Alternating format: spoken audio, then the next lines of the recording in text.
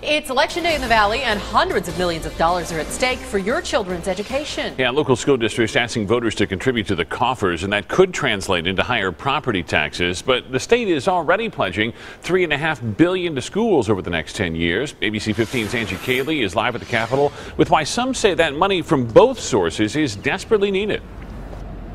That's right, Steve. Now, as you know, the governor signed a bill to send a $3.5 billion education funding deal to voters. Now, that deal and what voters saw on the ballot today are two totally separate things. More than 24 area districts asked people to vote yes to feed more funding into the schools. Chandler schools are asking for $196 million. Gilbert, more than $100 million in additional funding.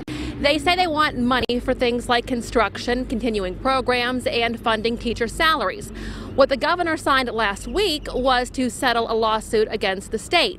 And if approved, it's money that will be spread out over 10 years.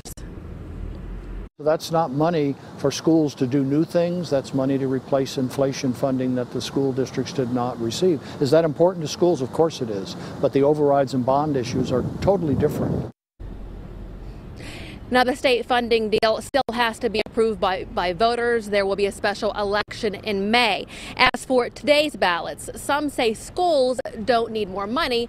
They need better budgeting. That part of the story coming up at 6. Back to you. Thanks so much, Angie. We'll be following it closely, and a lot of people also keeping a very close eye on the results in Glendale. Councilman Gary Sherwood facing a recall for a second time there. He's faced criticism for admittedly changing his mind and voting in favor of a controversial casino in the West Valley. The Arizona Coyotes also watching this one closely after the city voted to end its agreement with the team this summer.